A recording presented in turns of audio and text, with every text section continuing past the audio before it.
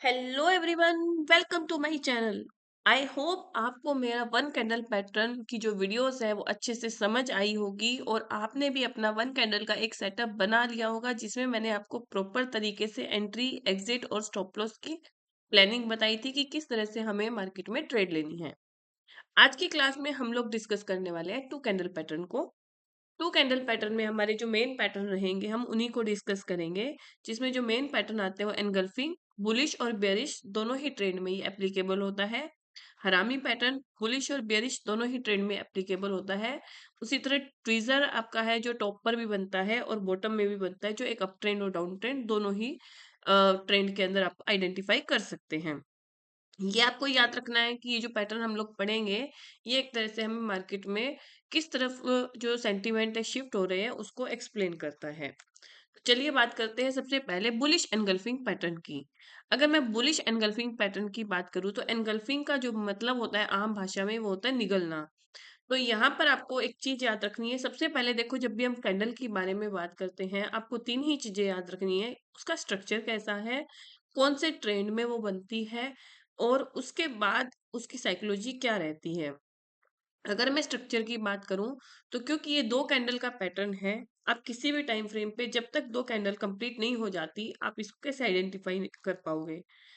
तो इसमें अगर मैं बात करूं, फर्स्ट डे जो आपकी कैंडल बनी थी वो होनी चाहिए रेड कलर की, क्योंकि हम बुलिश एनगल्फिंग पैटर्न की बात कर रहे हैं। तो फर्स्ट डे कैंडल का कलर होना चाहिए रेड, और सेकंड डे जो कैंडल है उसकी रेंज फर्स्ट डे की कैंडल की रेंज के बाहर होनी चाहिए और उसका कलर होना चाहिए ग्रीन।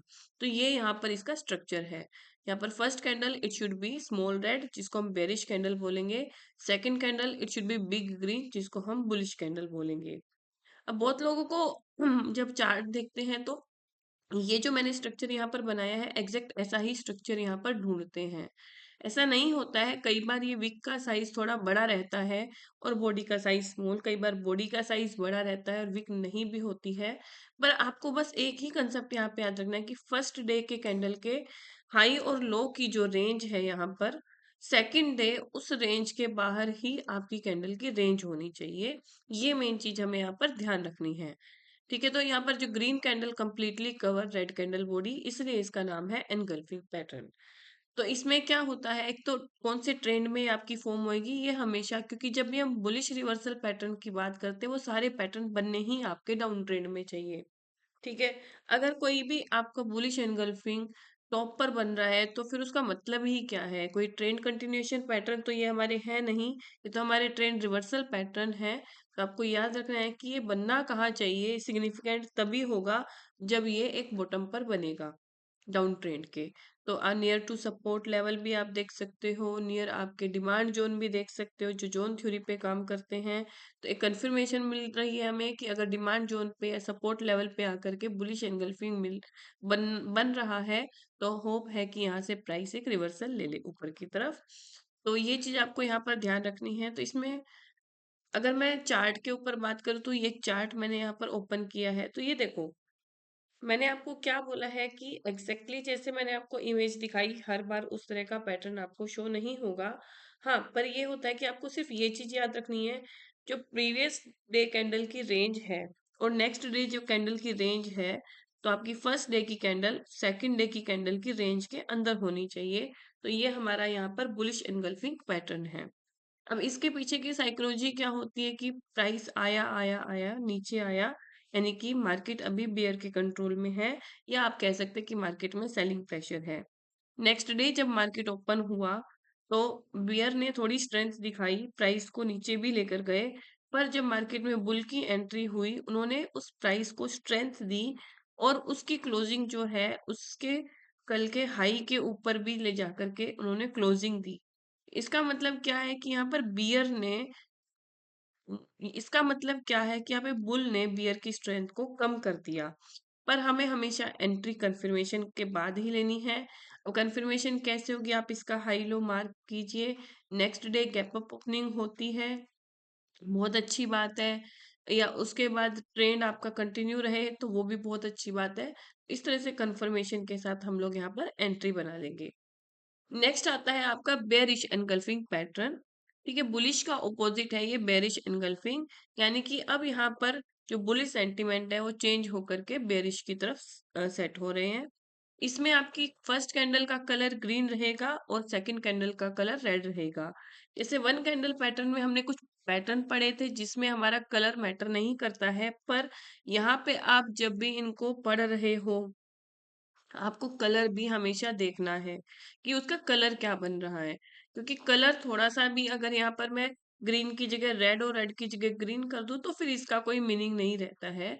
बेरिश एनगल्फिंग में आपको कलर का भी ध्यान रखना है। जो फर्स्ट कैंडल का कलर है वो ग्रीन होना चाहिए और जो आपकी सेकंड कैंडल है उसका कलर रेड होना चाहिए। और दूसरी बात जो हमारा सबसे इम्पोर्टेंट रूल, कि फर्स्ट कैंडल की जो रेंज है उसके बाहर सेकंड डे के कैंडल की आपकी रेंज होनी चाहिए, ये इसको प्रॉपर एनगल्फ करे। तो अब मीनिंग यहाँ पर क्या रहता है कि सेलर का कंट्रोल आ जाता है यहाँ पर, और उसके बाद एक डाउन ट्रेंड रिवर्सल पॉसिबल रहता है। अब ये बनना कहाँ चाहिए, इसकी कंडीशन क्या है, या तो ये किसी रेजिस्टेंस के पास बने या ये किसी सप्लाई जोन के पास बने, और ये आपका बनना भी अप ट्रेंड में चाहिए, तभी ये कामयाब है, तभी ये पैटर्न का कुछ मीनिंग बनता है। अगर मैं लाइव चार्ट की बात करूँ तो ये देखिए मेरे पास निफ्टी 50 का चार्ट है।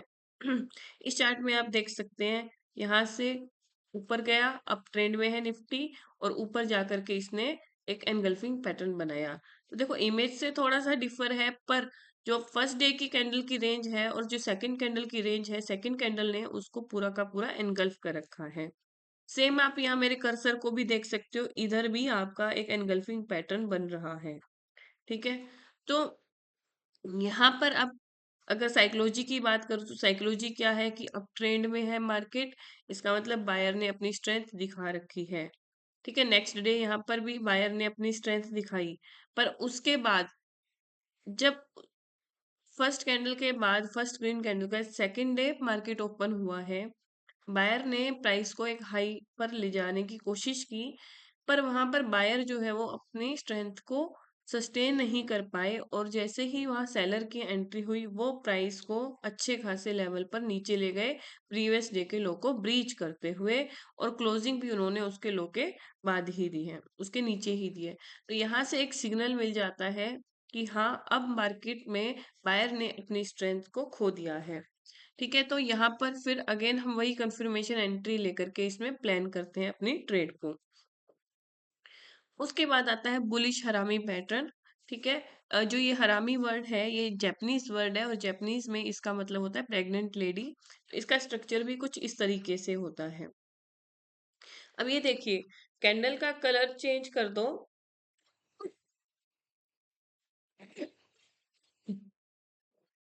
हम्म,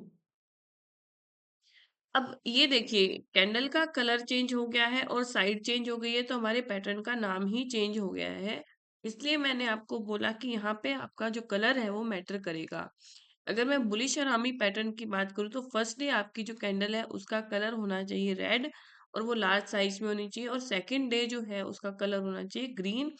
और आपको ये याद रखना है, फर्स्ट डे की जो कैंडल है उसकी रेंज के अंदर ही आपकी सेकंड डे की कैंडल फॉर्म होनी चाहिए।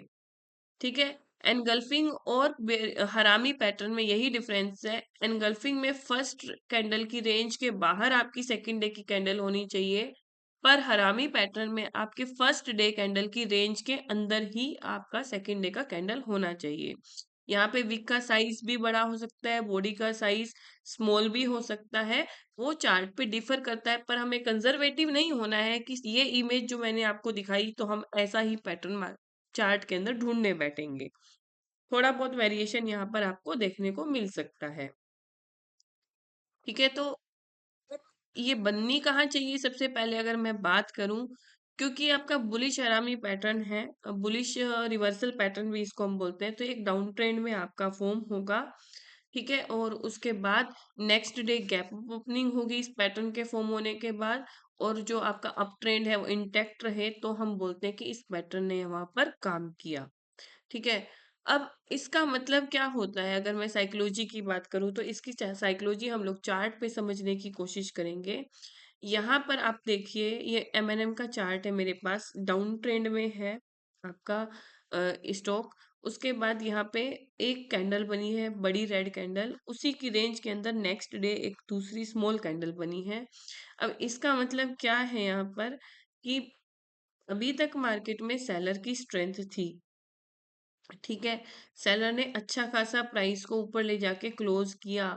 नेक्स्ट डे सेलर आपके जैसे ही एंटर हुए, उनमें उतनी स्ट्रेंथ नहीं बची कि वो इसके लो को ब्रीच कर सके या इसके नीचे भी प्राइस को ले जाके सस्टेन कर सके।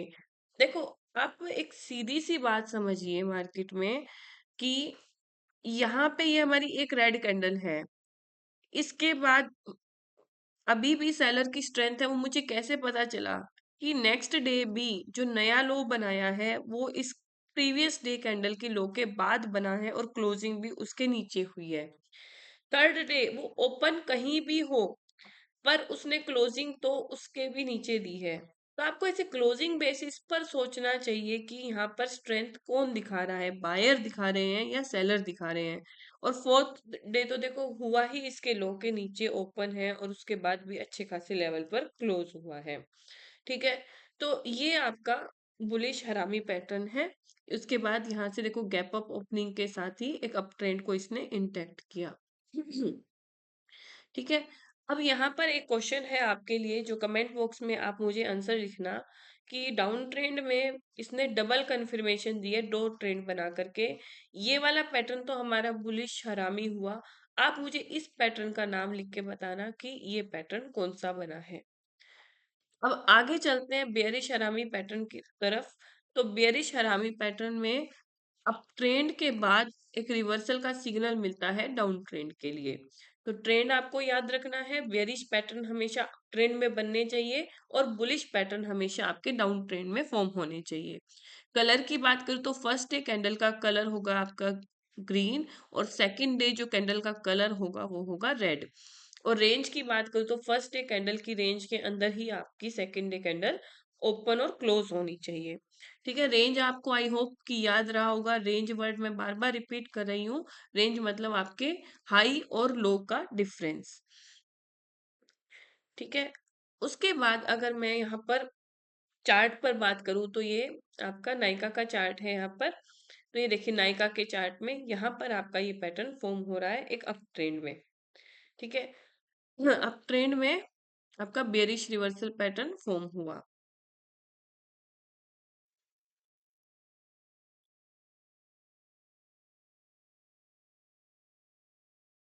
तो ये देखिए यहाँ पर आपको ना यहाँ पर कंफ्यूज नहीं होना है। आपको एक साथ चार कैंडल दिख रही है।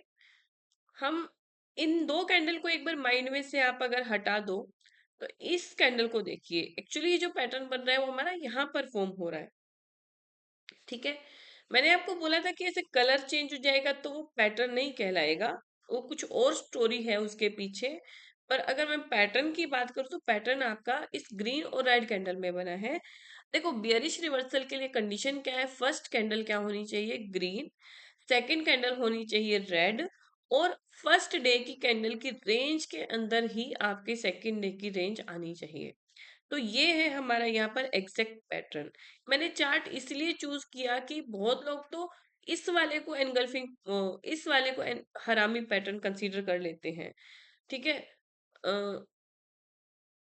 ये चार्ट मैंने इसलिए स्पेशली कंसीडर किया है कि बहुत सारे स्टूडेंट जल्दबाजी में इस वाले को हरामी पैटर्न कंसीडर कर लेते हैं।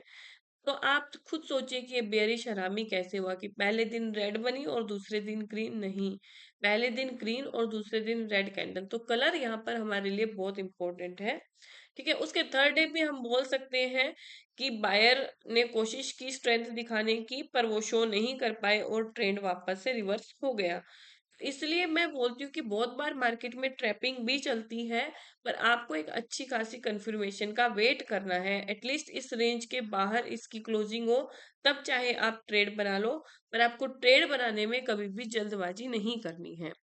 तो वही इसके पीछे की साइकोलॉजी है, कि अप ट्रेंड में आपका स्टॉक था, बायर ने स्ट्रेंथ दिखा रखी थी, पर नेक्स्ट डे भी बायर ने स्ट्रेंथ दिखाई, पर उस स्ट्रेंथ को होल्ड नहीं कर पाए हैं और वहां से प्राइस नीचे के लेवल के पास बंद होता है।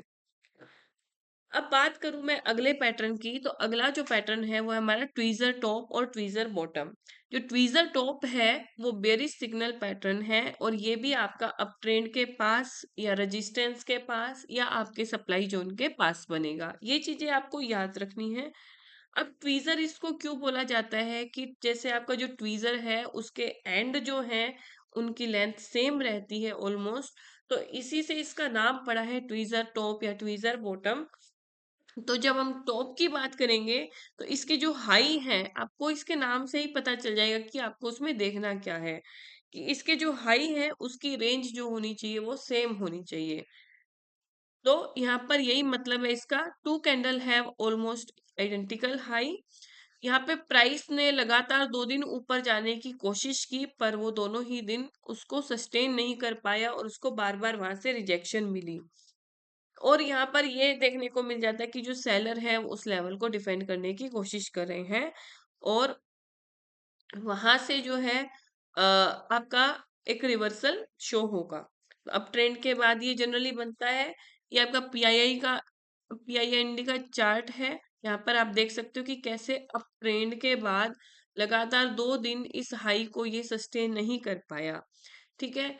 अब यहाँ पे हाई सेम नहीं है, पर हम एक तरह से कह सकते हैं कि ऑलमोस्ट सेम है, क्योंकि देखो एग्जैक्ट पैटर्न अभी भी मैं कह रही हूँ कि हर जगह पर मिलते नहीं हैं। आप बहुत बार देखोगे चार्ट पे, कुछ जगह मिल जाएंगे कुछ जगह नहीं मिलेंगे, तो थोड़ा बहुत 19-21 का ये डिफरेंस चलता है। तो ये भी एक तरह से हमारा ट्वीजर टॉप ही कहलाएगा। First candle green, second candle red, और ये हाई पे सस्टेन नहीं कर पाया और वहां से आपका प्राइस नीचे आया।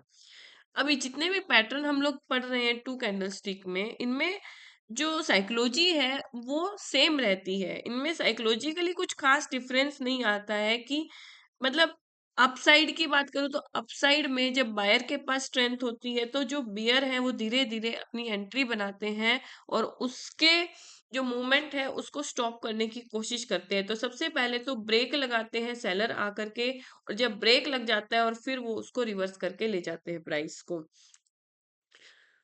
हम्म, उसी तरह मैं अगर बात करूं अगले पैटर्न की, तो अगला पैटर्न है हमारा ट्वीजर बॉटम, जिसको हम बुलिश सिग्नल पैटर्न भी बोलते हैं। बस ट्वीजर बॉटम में आपको याद रखना है, इनका जो बॉटम है वो आइडेंटिकल होना चाहिए, सेम होना चाहिए, ऑलमोस्ट सेम भी चलेगा। और जो प्राइस है वो और नीचे नहीं जा पाया है, और उसके बाद उसने एक रिवर्सल का सिग्नल दे दिया है। ठीक है, सेम लेवल पे बायर आते हैं और ये स्ट्रॉन्ग सपोर्ट पे आपका फॉर्म होता है। तो कंडीशन वही है, डाउन ट्रेंड में फॉर्म होगा, सपोर्ट के पास फॉर्म होगा, या आपके डिमांड जोन के पास फॉर्म होगा।